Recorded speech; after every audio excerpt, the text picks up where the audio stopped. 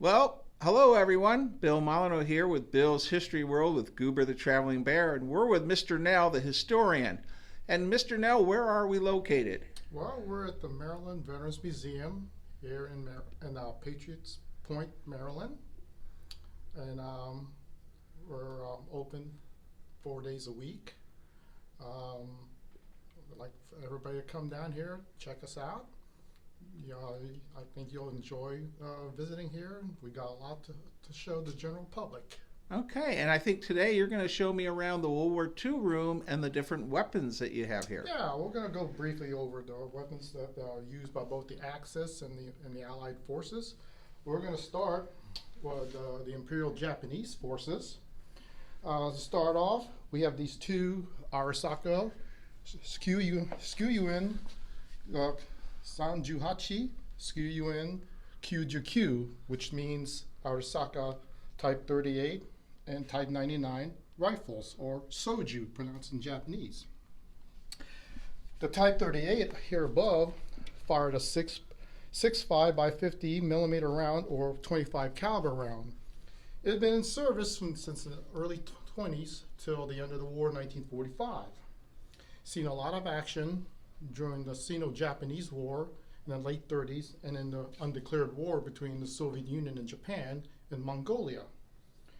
And it was a very long rifle and very sturdy, very reliable. It used a German style, well, it had a German style Mauser bolt action, both rifles did. Now, the Type 99 had a heavier caliber, 7.7 by 58 or 303 caliber. During the Sino-Japanese conflict in the late 1930s, the Japanese found out that their Type 92 heavy machine gun, calibered in 7.7, had a better energy transfer than the 6.5. So basically, the 99 is an upgunned version of the 38, upgunned to 303. However, the 99 is a shorter rifle than the 38, and this model, though it's missing, many of the 99s had a folding wire monopod, which is supposed to be when the soldier is firing it in a prone position, gives them a steadies the rifle firing at a prone position. It turned out to be pretty useless. And the folding sight of the on the folding sight, the adjustable sight, the 99 also had they put in a anti-aircraft sight.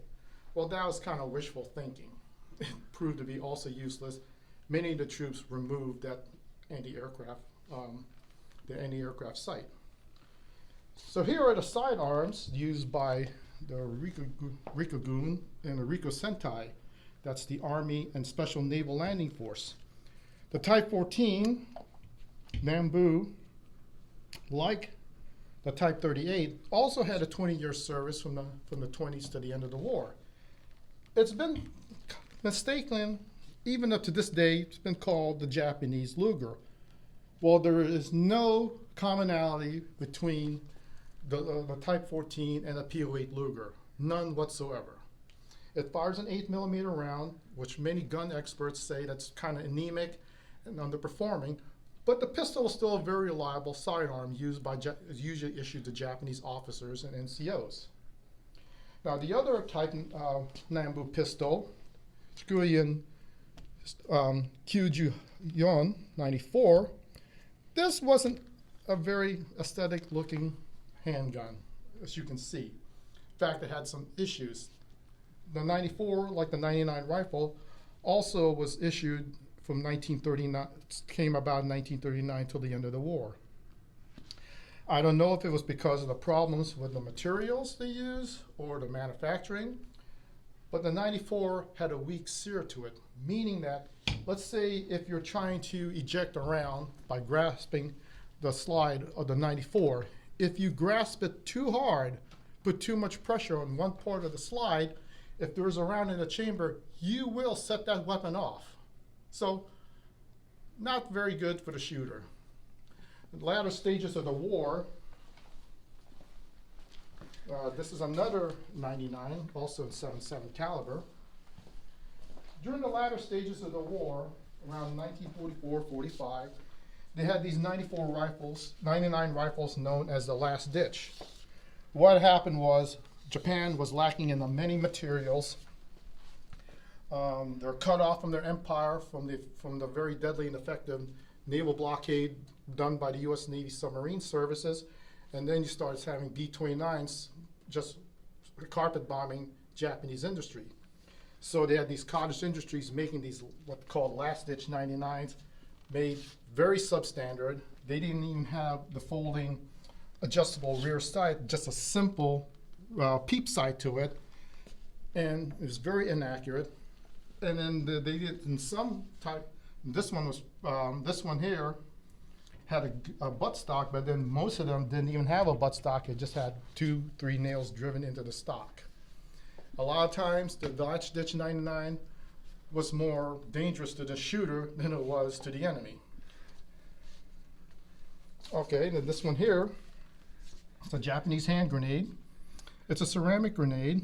Unlike some of the grenades you see Allied forces use where you pull a pin and there is a lever, safety lever to it, the Japanese grenade is a little different. You know, there's an initiator pin you pull, but then you also have, there's an initiator in the bottom where you have to tap it in the side of your helmet or your rifle stock that way to get the fuse lit up. The latter stages of the war, they had these ceramic grenades. They almost look like the type of grenades you see from the 1800s that grenadiers use. Again, because a lot of it was from the lack of materials. There was just lack of materials. The Japanese Empire was cut off from their colonies in Korea and in the Dutch East Indies. So material-wise, they were lacking in many materials. So mosey on here. So basically right there, that closes out what we have in the museum. Again, this is not a representation of all the Japanese weapons. These are just what we have in the museum, the rifles, the 2 sidearm pistols, some of the Japanese grenades that the naval infantry, not any of the infantry, but the Special Naval Landing Force and the Japanese Army used during World War II. So, well, thank you very much. I have to ask one question. Why did I see a lot of movies where the Japanese rifle has a huge bayonet on it? What was the reason for that? Well, some of the Type 99 rifles, for example, the Type 99s, had a folding bayonet to it, and then out of it, I think it's just from tradition, because it was for close quarter combat. It's no different than Allied soldiers with bayonets. Also, the bayonets were used for close quarter combat when they conduct banzai charges and things like that. All right. Well, thank you very much.